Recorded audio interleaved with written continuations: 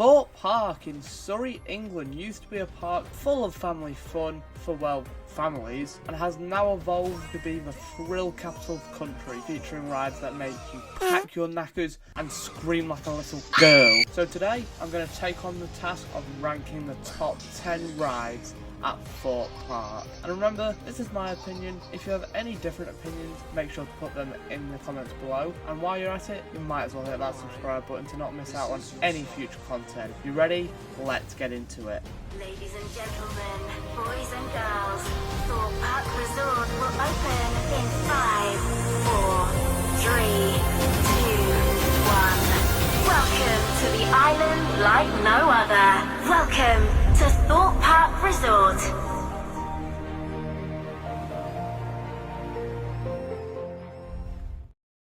At number 10, we have the ride that started it all in 2002, Colossus. This was the star gem of the park when it opened, being the world's first 10-looping roller coaster, the most in the world at the time. This ride was also my first exposure into the thrill of going upside down. So there I am, 9 years old, sitting on the floor of the queue, crying my eyes out. I get forced into the seat, up the lift, being an absolute male by saying words I'd never said before, down the drop, through the loop. Was that it?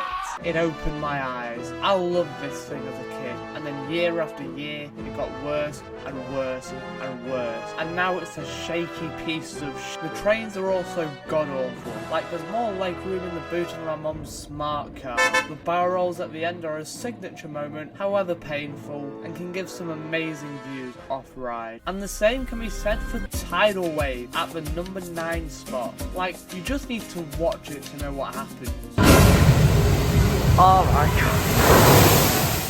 You get wet, very wet, and that's all that can really be said. The theming around the area is really good with all the broken stuff from the tidal wave, and then the ride. You just get absolutely soaked. It's approximately about 2 bathtubs of water just being dumped on your head. And even if you're not on the ride, you can still get soaked if you stand in the right spot. In the number 8 spot, we have the Walking Dead The Ride, the indoor roller coaster with a higher height requirement than the tallest roller coaster in the country. For what it's worth, the coaster isn't anything big. It has a few like good drops around, and the tunnels I guess are okay, but it's nothing huge. The theming of the ride is what makes it amazing. The pre-show does a really good job showing the story, and then the walkthrough part is really atmospheric, although could use a few actors in there to really enhance it. The same can be said for the ride and the exit, and if you get lucky, some actors will be waiting for you when you get off the ride, ready to scare the absolute hell out of you. Something else that scares the hell out of you is Detonator, the 100-foot drop tower in Big Easy Boulevard. This thing is terrifying. From it slowly raising you up the small tower to holding you at the top while it counts down, and then forcefully pushing you down, making you scream. I really do like the aesthetic of this ride, with all the fireworks and stuff. The announcements also change depending on the time of year. Another cool thing is that sometimes this thing drops you when it's not even on 0. It could drop on 3 if it wanted to, or 4, or 5. Or 1 million. And from one crazy flat ride to another. At number 6, we have Samurai, the Mondial top scan, which flips you over and over and over again while spinning you round over and over and over again. It's one of the most intense rides I've ever been on in my life. Unfortunately, the cycle on this thing isn't the same all the time, but when the cycle is long, the ride is so good. Its most recent colour scheme of black and red also fits in perfectly next to Saw the Ride, which is at the number 5 spot. This is a Gerstlauer Eurofighter featuring a beyond vertical drop, 3 inversions, and an immersive indoor section. This ride has been packed out with theming, from the queue to the ride. The story is really well driven, going through all the traps, and in my opinion, the ride isn't even that bad. However, I once rode this ride while it was hailing. It wasn't fun. You get a great sensation on the beyond vertical drop. The inversions are enjoyable, but I still don't understand how that dive loop can be that small, but it is a great attraction for Thorpe Park. At number 4, we have Nemesis. Well, Nemesis Inferno. Comparing the two inverts will always end up worse for Thorpe's version, as the original is an absolute gem, and this is just a generic invert. Like, I can't even properly remember the layout of Inferno, so now that I've triggered almost 0 viewers, some of these elements can be really intense, like the vertical loop, but I really do like the double corkscrew. I do think the pre-lift section is a little weird. I don't see much need. The rest of the ride does pack a punch, and can be a really good night ride too.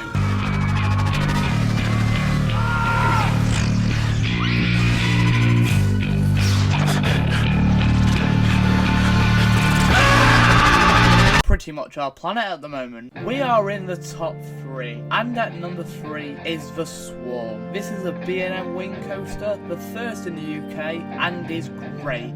I love the whole theming package around the Swarm, both crashed vehicles and buildings. The church is a highlight, especially how you do that barrel roll over the church and through like the cracked corners. It's really immersive. And another highlight is that wing overdrop at the start of the ride. Like, the amount of hang time you get on that is insane, and then to drop down, go under the plane and through the barrel roll, it's just so good. It's just a great fit for Thorpe Park, being that one-of-a-kind ride in the UK. What is a one-of-a-kind ride in the world right now is our number 2, Stealth.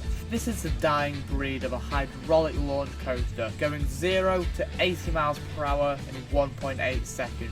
The fastest acceleration in the world.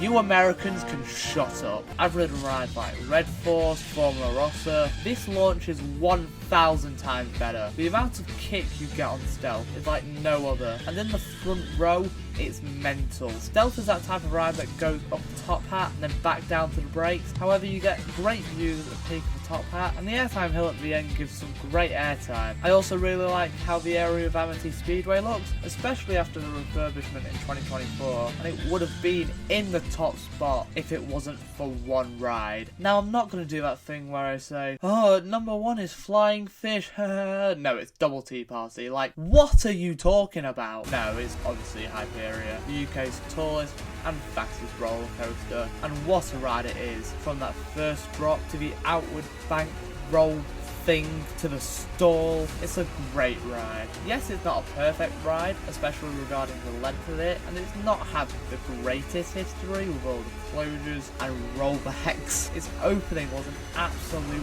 nightmare. I wasn't able to ride it the weekend I was going. Like, it literally closed, like, oh my god! And it may have put Merlin in a pretty bad situation financially, but there is nothing you can say apart from it is an amazing attraction. And if you want to hear more about my opinions on Hyperia, why not watch my review on it? There's a lot more information in there. It's right there. Click on it. Go on, it's literally right there. Or even if you don't want to watch that, you can subscribe right there, not to miss out on future content. It's also right there. Go on, go click on it.